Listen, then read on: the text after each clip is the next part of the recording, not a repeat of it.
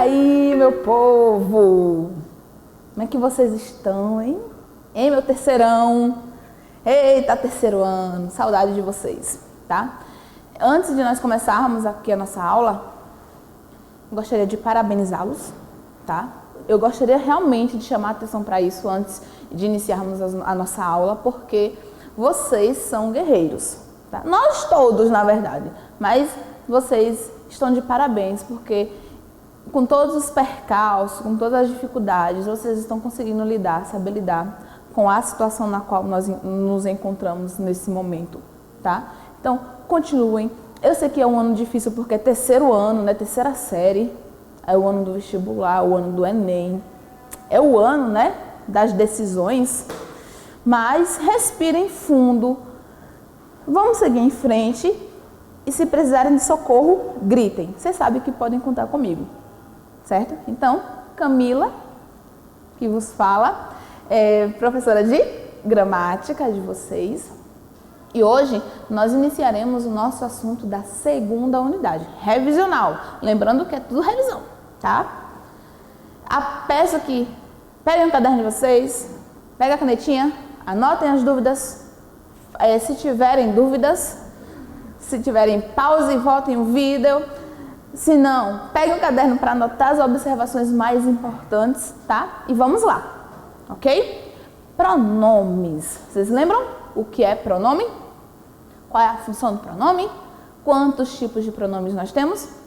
Vamos relembrar aqui. Então, pronome, gente, é aquela classe gramatical que vai ser dependente e independente.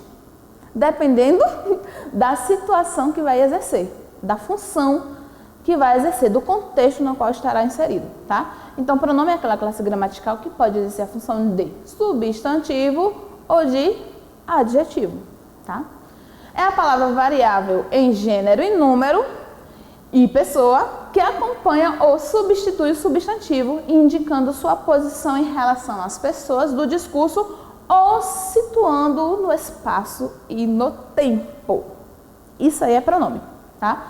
São 6 tipos de pronome e aí a gente vai, desses 6, nós iremos hoje relembrar de 3 e aí na próxima aula finalizaremos com os 3 que obviamente faltarão, tá? Então, quais são os tipos de pronomes? Antes de mais nada, isso aqui eu já falei para vocês, que é a função que o substantivo exerce, função de substantivo, ou desculpa, de pronome, a função de substantivo e de adjetivo, isso eu falei no início do vídeo, tá? Se vocês pausarem e voltarem aí, vão ver, ok? E com relação à classificação, nós temos o seguinte: pronome pessoal, possessivo, demonstrativo, relativo, indefinido e interrogativo. Desses 6 bonitinhos, nós veremos esses 3 aqui, ó. Ok? Vamos lá? Antes, a gente precisa entender o que é isso aqui, ó. Pessoas do discurso. Por quê? Gente, isso aqui fará parte dos pronomes também, tá? Isso também estará relacionado aos pronomes. O que é a pessoa do discurso? Primeiro, o que é o discurso? De modo bem simplório, tá? É a comunicação, certo? É o momento que nós estamos nos comunicando. E nessa comunicação nós temos 3 pessoas. A pessoa que fala, a pessoa que ouve ou para quem a gente fala, ou a pessoa de quem a gente fala, certo?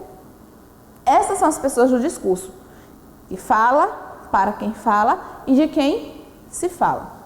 E a ordem é a seguinte: primeira pessoa, quem é a primeira pessoa do discurso? É a pessoa que fala. Segunda pessoa, a pessoa para quem a gente fala. E a terceira pessoa, a pessoa de quem nós falamos, tá? Lembrem-se disso, porque a pessoa do discurso acompanhará, obviamente, os pronomes. Seja ele o pronome pessoal do caso reto, do oblíquo, o pronome possessivo, acompanhará esses pronomes, tá? Aqui, primeiro, com relação aos pronomes pessoais, que é essa primeira classificação aqui, tá? Pronomes pessoais estão diretamente ligados ao discurso, à fala, à comunicação. Só que esses pronomes, nesses pronomes, nós temos aí uma subclassificação. Além de serem pronomes pessoais, nós temos pronomes pessoais do caso reto e pronomes pessoais do caso oblíquo. E existe uma diferença entre eles, porque isso está diretamente relacionada à função que esses pronomes exercem, tá? Então, esses são os pronomes pessoais do caso reto, que vocês já conhecem, e os pronomes pessoais do caso oblíquo, que vocês também já conhecem. Aqui, as pessoas, lembrando que as pessoas podem estar no singular ou no plural, tá? E aí a gente vai entender qual é a função desses pronomes retos e dos pronomes oblíquos, tá? Primeiramente, pronomes pessoais do caso reto. Qual é a função desses pronomes? Os pronomes pessoais do caso reto exercem a função de substantivo, de sujeito, tá? Os pronomes pessoais do caso reto exercem função de sujeito da oração. É sobre quem a ação está se referindo, tá? A ação que está lá no predicado, essa açãozinha lá, a ação de correr, de dormir, de comer, refere-se ao sujeito, que no caso é o pronome pessoal do caso reto, certo? Então, pensando nisso, temos que lembrar o seguinte: se o pronome pessoal do caso reto exerce a função de sujeito, isso quer dizer que ele é independente, tá? Ó, ele é independente. Ó, ele, pronome pessoal do caso reto, é independente. A ideia que se refere ao sujeito. No sujeito, existe um outro termo além desse pronome, do pronome ele? Não, porque não precisa. Ok? Exemplo aqui, ó. E eu vou colocar essa frase e vou explicar o porquê. Olha o que aconteceu nessa frase aqui. Para mim fazer. Isso pode, gente? Isso deve acontecer? Não. Por quê? Porque me é pronome pessoal do caso reto? Não. Só é o pronome pessoal do caso reto que exerce a função de agir, a ação. A ação só vai fazer referência ao pronome pessoal do caso reto. E me não é definitivamente pronome pessoal do caso reto.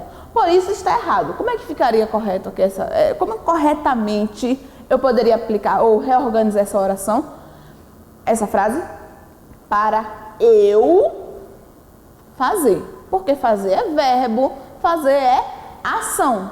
E me não conjuga verbo. Isso é clichê, mas vocês têm que colocar isso na cabecinha de vocês. Pronomes pessoais do caso oblíquo não conjugam verbos. Por quê, professora? Vamos ver já já. Então, entenderam? Só utilizaremos os pronomes pessoais com verbos, indicando a ação, exercendo a função de conjugar um verbo. Só utilizaremos pronomes pessoais do caso reto, tá? Pronome pessoal do caso oblíquo, não. Vamos entender aqui agora essas funções em relação aos pronomes pessoais do caso oblíquo. Foi o que eu acabei de falar, tá? Qual é a função do pronome pessoal do caso oblíquo? Gente, o pronome pessoal do caso oblíquo, diferente do pronome pessoal do caso reto, que exerce a função de sujeito. Lembram? O pronome pessoal do caso oblíquo exerce a função de adjunto, de complemento. Ah, professora, então quer dizer que ele vai complementar o sentido de algo? Exatamente. Então, se ele exerce a função de complemento, isso quer dizer que ele não pode, obviamente, exercer a função de sujeito, porque ele vai acompanhar uma outra palavra, um verbo, como a gente vai ver aqui, tá? Ó. Entregou-me a encomenda. Esse me aqui é pronome pessoal do caso reto ou oblíquo? Caso oblíquo. Qual a função que ele exerce? De complemento. Complemento do verbo entregar, tá? Então, pronome pessoal do caso oblíquo exerce a função de complemento. Pronome pessoal do caso reto, de sujeito. Olha outro exemplo aqui. Tenho simpatia por ele. Professora, como assim? Olha o ele aí. Esse ele não é pronome pessoal do caso reto, não, professora? Vocês lembram que durante todos os nossos anos de estudo, eu venho falando para vocês que hoje a gramática é percebida de uma forma mais contextual, estudada de forma contextual, por situação? Pois é. O fato de ser ele não quer dizer que ele esteja exercendo a função de um pronome pessoal do caso reto. Ó, a primeira observação. Ele está conjugando algum verbo aqui? Não, tá? Esse ele aqui é um pronome pessoal do caso oblíquo, porque ele está complementando o termo simpatia. Quem tem simpatia, tem simpatia por algo ou por alguém, tá? Então, esse alguém é ele. Ele é pronome pessoal do caso reto aqui? Não, ele é complemento verbal. Eu não sei se vocês observaram que há uma diferença entre eles aqui, porque no me não há uma outra palavra acompanhando. Ele está diretamente ligado ao verbo. E o ele está sendo acompanhado pelo por. Sabia que isso é importante? Essa observação. Que vocês observem isso, porque esse pronome pessoal do caso oblíquo é um tipo, e esse pronome pessoal aqui do caso oblíquo é outro tipo. E a gente vai entender isso agora, tá? Outro exemplo, cortaram meus cabelos, pronome pessoal do caso oblíquo. Os documentos foram entregues por mim, pronome pessoal do caso oblíquo. Funções diferentes, vocês vão ver já que tipo de pronome pessoal é esse, do caso oblíquo. Nós temos, gente, em relação aos pronomes pessoais do caso oblíquo, dois tipos, os átonos e os tônicos. Qual é a diferença básica?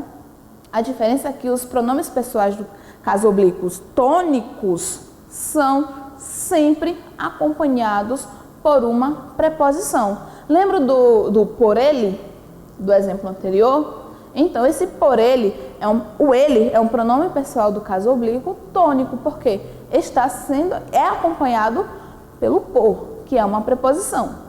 Quando aquele pronome pessoal do caso oblíquo não estiver sendo acompanhado por uma preposição, nós dizemos que ele é um pronome pessoal átono, tá? Olha o exemplozinho aqui. Aí aqui tem a lista dos pronomes, certo? Olha um exemplo para que vocês possam reafirmar ou significar isso que eu acabei de falar. A mãe esperava-o ansiosa. Esperava por quê? Por alguém, pelo filho no caso, né? A mãe esperava pelo filho, ansiosa. Se eu substituir esse pelo filho, eu vou ter o que aqui? O ó. A mãe esperava-o ansiosa. Tem alguma preposição aqui? Não. Se não tem, pronome pessoal do caso oblíquo, átono. A mãe ansiosa esperava por mim. Ó, a diferença. Há a presença da preposição? Há. Se há a presença, esse pronome oblíquo será tônico. Pronome átono não tem preposição. Pronome tônico tem preposição. Captaram? Ótimo. Deixa eu adiantar aqui os slides de uma vez só. Com relação aos pronomes pessoais do caso oblíquo átono, tem algumas regras que a gente precisa observar, tá? Já viram essa formação, já? Eu tenho certeza que sim. Isso aqui também é pronome pessoal do caso oblíquo átono. O que aconteceu para que ele mudasse a sua formação? Ele estava acompanhando verbos no infinitivo, ou que terminou em Z, ou que terminou em S.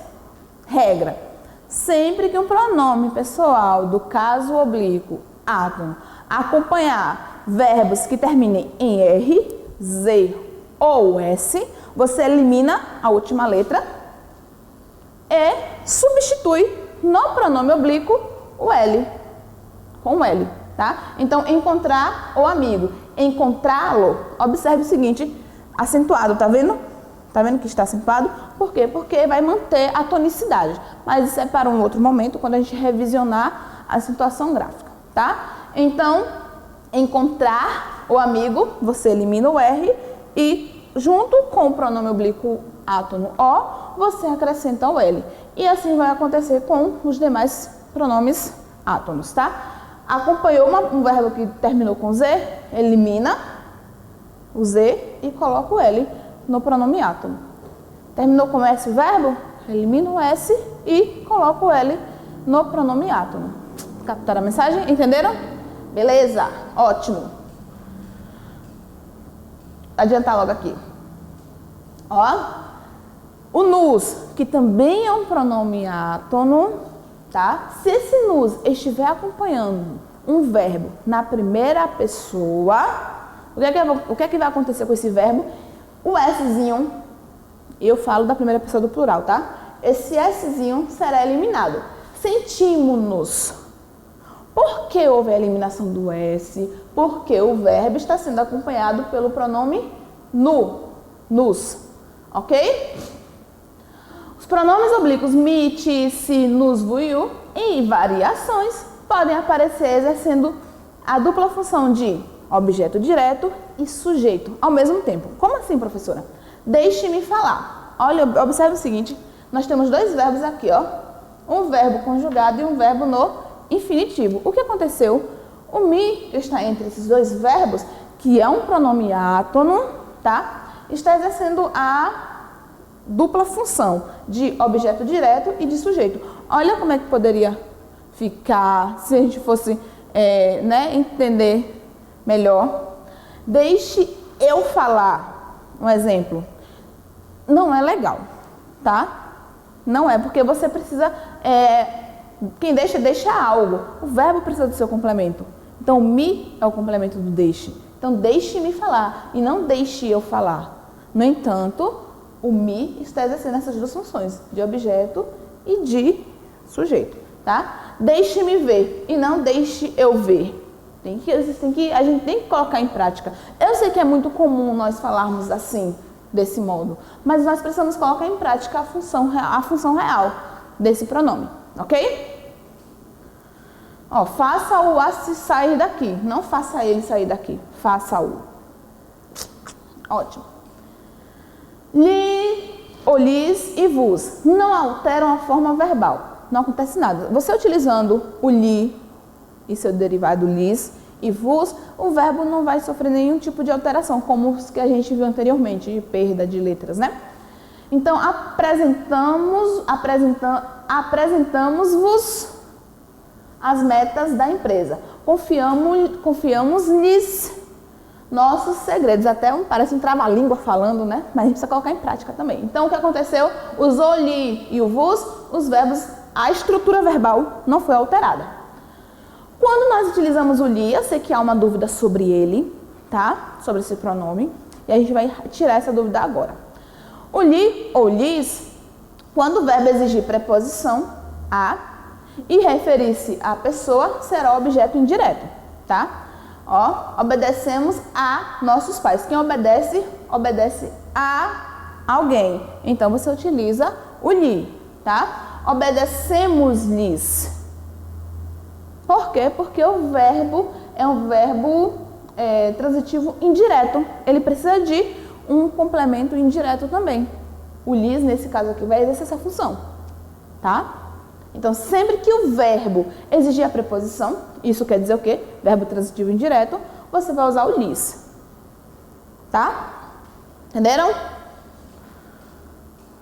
Pronomes de tratamentos. Fazem parte também dos pronomes pessoais, tá, gente? Nós temos pronomes pessoais do caso reto, do caso oblíquo e de tratamento, tá? São simples, só gostaria de chamar a atenção para um detalhe, a concordância em relação a ele. O que acontece? A gente costuma, comumente, conjugar o verbo como se fosse nas pessoas, em qualquer pessoa do discurso, e não é. Tá? Você não vai conjugar os verbos em qualquer pessoa do discurso, não. Tem uma pessoa, por mais pronome de tratamento que você utilize, sempre vai ser uma determinada pessoa do discurso no singular ou plural, que é a terceira pessoa. Ó, Vossa Senhoria conhece, terceira pessoa do singular, os seus problemas, tá? Então, por mais que seja Vossa Senhoria, e fica bonito, né? Vossa Senhoria conheceis, olha, eu domino a língua. Não, gente, não, nem sempre a utilização de uma linguagem complexa, de uma palavra difícil, quer dizer conhecimento. Às vezes você só está falando por falar, nem sabe realmente do que está falando. O simples também é legal, viu? Vamos pensar nisso. Então, possa ser qualquer tipo de pronome de tratamento, vai ser terceira pessoa, ou do singular ou do plural, tá? Ok? Entenderam? Ótimo. Que bom que vocês compreendem. Que bom que vocês estão entendendo, certo? Pronome possessivo. O segundo pronome que nós iremos ver agora. Possessivo indica o quê? Posse. Tá? Posse de algo, ou de uma situação, sei lá, qualquer coisa, mas indica posse. Pronome possessivo, gente, nós classificamos, na verdade, um pronome possessivo como um pronome adjetivo, tá? Por quê? Diferente do pronome pessoal do caso reto, que a gente viu no início, que exerce a função de sujeito, o pronome possessivo acompanha, que é diferente de exercer a função, tá? Ele não exerce a função de sujeito, ele acompanha um nome, ele acompanha um termo, tá? Então, por isso, dizemos que o pronome possessivo é também pronome adjetivo, porque acompanha, certo? Concorda em pessoa com o possuidor e em gênero e número com a coisa possuída. Como assim, professora? A gente vai entender com um exemplo que exemplo é massa porque a gente consegue visualizar aquilo, a teoria, na prática, né? Exemplo, meu carro quebrou. Meu carro quebrou. O carro está no singular, então ficou no singular e ficou no masculino, porque carro é masculino. Se fosse bicicleta, ficaria como minha bicicleta. Se fosse mais de uma bicicleta, minhas bicicletas. Então, concorda com a pessoa da posse, a pessoa que tem, né? Isso na pessoa do discurso, e concorda em gênero e número com a coisa possuída, tá? A coisa possuída é o objeto, o que é meu, e a pessoa do discurso, a pessoa que está falando, que no caso, eu, meu carro, minha bicicleta, sei lá, só desses exemplos mesmo, porque eu sou dessa. Entenderam? Que bom. Aqui os pronomes possessivos, todos vocês já conhecem também, certo? Não vou aqui me estender lendo cada um. As pessoas do discurso no singular e no plural, a gente já falou sobre isso, são 3 pessoas e não 6, tá? A pessoa que fala, a pessoa que ouve e a pessoa de quem fala, no singular e plural. Então, pronome possessivo e a pessoa. Ok? Vamos lá. Adiantar logo aqui. Um slide só, certo? Atenção, antes de nomes que indicam partes do corpo, peças de vestuário e faculdades de espírito, ou seja, estado, como você está naquele momento, nós não usamos os pronomes possessivos. Olha o exemplozinho aqui, ó. Quebrei o braço, quebrei meu braço. É redundante, não precisa, tá? Se a sua oração terminou em braço, isso já é indicativo de que você quebrou o seu braço. Não precisa você dizer que é o seu braço. Agora, se você tiver quebrado o braço de alguém, você vai dizer, eu quebrei o braço de minha irmã. Malvado você. Mas quebrou o braço de sua irmã. Eu quebrei o braço da minha irmã. Beleza. E olha que o minha nem está se fazendo referência ao braço, mas irmã, tá? Então, parte de corpo, peça de vestuário. Pedro sujou a calça. A calça de quem? Dele. Não precisa dizer, tá? Perdi os sentidos. É o estado, né? A sua faculdade ali, como você está. Não precisa utilizar os pronomes possessivos. Joia? Entenderam? Ótimo. Anotem, viu?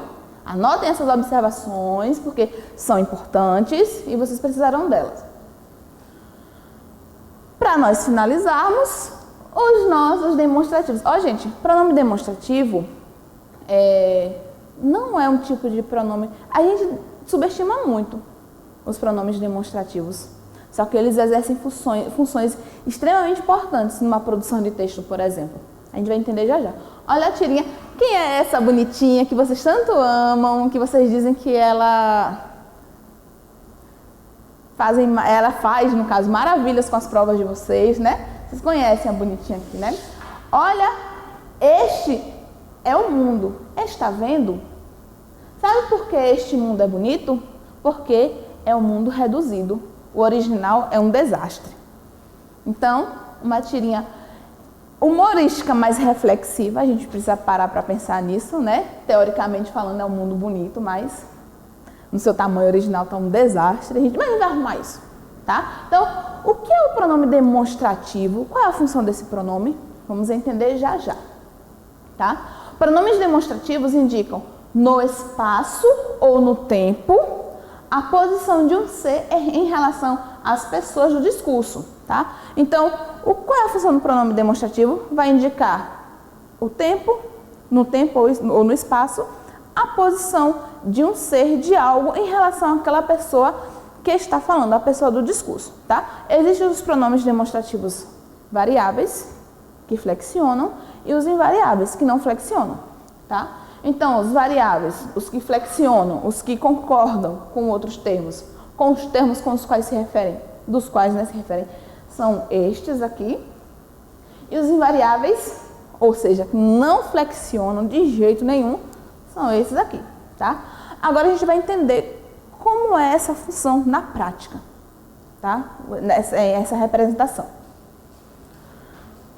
Vamos lá. Uma dúvida que todo mundo tem, ou a maioria das pessoas tem. Quando nós vamos utilizar este, esse ou aquele? Quando é que a gente utiliza este ou isto? Quando algo, aquilo que eu estou me referindo, está perto da pessoa do discurso, ou seja, da pessoa que fala, tá? Quando é que eu utilizo esse? Vou dar um exemplo aqui antes para que vocês entendam. Se eu digo assim, ó, esta caneta, por que eu usei esta? Porque quer dizer que caneta está perto de mim, que falo, perto da pessoa do discurso, que sou eu. Aí por isso que eu uso esta. Quando é que eu vou usar essa? Quando aquilo que eu me refiro está perto da pessoa com quem falo. Essa caneta. Então quer dizer que essa caneta não está perto de mim.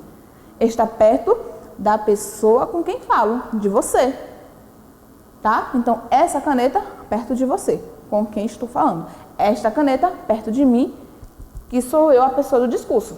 E, por fim, aquele ou aquilo que está longe tanto de quem fala, quanto de quem ouve, quanto da pessoa com quem eu falo, tá? Então, eu vou utilizar o aquele ou aquilo quando o objeto ao qual me refiro está longe de ambos do discurso, de ambas as pessoas do discurso. Entenderam? Só enfatizando, o primeiro é a posição em relação ao espaço, tá? Agora aqui, gente, é a posição em relação ao tempo. Tem sim uma utilização desses pronomes demonstrativos em relação ao tempo, ao presente, ao pretérito, ao futuro, tá? Então, quando é que nós utilizamos este? O este se refere a uma situação, a um momento que aconteceu ali no momento do discurso, no momento da fala. Então, esta aula é a aula que eu estou fazendo agora, certo? Por isso que eu uso esta, que indica o presente, indica o ato, no ato da fala, no ato do discurso, tá? Quando eu uso o essa, gente, ou esse, ou isso, é o pronome demonstrativo que eu utilizo quando eu quero indicar um passado próximo. Certo? Uma ação, um acontecimento que ocorreu próximo ao momento do discurso, ao momento da fala. Então, ó, essa noite foi memorável. Foi uma noite distante? Não, foi uma noite próxima ao momento em que eu falei, ou seja, a noite passada. Certo? Pode também indicar o futuro próximo do ato da fala. Vou mostrar um exemplo para vocês aqui agora. Ó, em 2002, o Brasil sagrou-se pentacampeão do mundo. Nessa época, ninguém acreditava que fosse possível. Eu estou aqui falando de é como se eu estivesse no futuro, falando no futuro em relação ao que aconteceu, tá? Então, eu posso usar um nessa também, certo? Nesse próximo domingo, comemoramos a Páscoa. É um futuro próximo. Passou, faz um tempo, né, gente? Mas o nessa, nesse caso, o nesse aqui, eu posso utilizar também para indicar o futuro próximo, como eu acabei de mostrar. Ó, nessa segunda-feira fizemos a reunião dos pais, um passado próximo, certo? Aquele antigo documento que o imperador tinha foi perdido. Isso aqui é diferente dos outros. Por quê? Porque nesse caso aqui, o aquilo, o aquele, indica algo que já passou há um tempo, que você não tem precisão de quando aconteceu. Então, quando você não tem precisão de quando aquela situação aconteceu, que está distante, muito distante do momento da sua fala, aí você usa aquele, ou aquela, ou aqueles, ou aquelas, certo? Bora lá! Isso aqui eu já falei com vocês, mas sempre é bom relembrar, sempre é bom enfatizar, porque é nisso que vocês vão colocar em prática a referenciação textual. O que é referência? É quando nós relacionamos um termo, nos referenciamos a um termo que já foi citado ou que será citado no caso de um texto, tá? Os pronomes demonstrativos têm essa função na produção de texto, por exemplo, de fazer referenciação, para não ficar um texto redundante em relação ao termo que já foi citado ou que será citado ainda. Então, o que é o contexto, primeiramente, endofórico? O contexto endofórico é o contexto de dentro do texto, tá? Eu vou me referir a algo que está dentro do texto. E o contexto esofórico, que é o próximo que a gente vai ver, é a referência que eu utilizo de fora do meu texto. Algo de fora que eu vou utilizar para exemplificar algo que eu quero dizer, por exemplo. Então, nesse contexto endofórico, a referência pode ser anafórica ou pode ser catafórica. E isso quando eu falo de algo que está relacionado dentro do texto. E o que é uma referência anafórica? A referência anafórica é eu utilizar um termo para representar um outro termo já citado na expressão, na oração, no período, tá? Aqui, ó. Amai-vos uns aos outros. Esse é o maior andamento. Então, esse pronome demonstrativo refere-se ao quê? Amai-vos uns aos outros. Um termo que já foi citado. Isso é referência anafórica, tá? A referência catafórica acontece, na referência catafórica acontece o oposto. Eu antecipo um termo na minha oração, na minha expressão, no meu parágrafo. O maior mandamento é este, ó. Tá vendo? Então, pronome demonstrativo antecipando o que eu vou dizer. Amai-vos uns aos outros. Observe o seguinte, se eu quero utilizar a referência anafórica, eu preciso utilizar os pronomes esse ou isso, ou essa, ou, ok? E se eu utilizar a referência catafórica, os pronomes serão diferentes. Este, ou estas, ou estes, ou estas, e isto. Compreenderam? Captaram a mensagem? Beleza. Acertinho aqui. O esofórico, que eu já falei, né, que é utilizar uma referência de fora do meu texto, e isso também utilizando os pronomes, tá? Minha terra tem palmeiras, onde canta o sabiá. As aves que aqui gorjeiam, não gorjeiam como lá. Isso aqui é o contexto esofórico. Eu estou utilizando referências de fora do meu texto para poder exemplificar algo que eu quero dizer. Certo? Captaram aí? Entenderam? Anotaram? Que bom. Este ou aquele, quando nós vamos utilizar, né? Em caráter de posição. Gente, muitas pessoas se confundem incrivelmente na utilização dessa referência. Quando nós temos dois termos numa oração anterior e eu quero me referir a eles numa oração seguinte, a posição daqueles termos vai dizer exatamente que pronome eu vou utilizar, tá? Olha o exemplo aqui. Deixa eu colocar o exemplo logo. A realidade social evidencia um abismo entre ricos e pobres.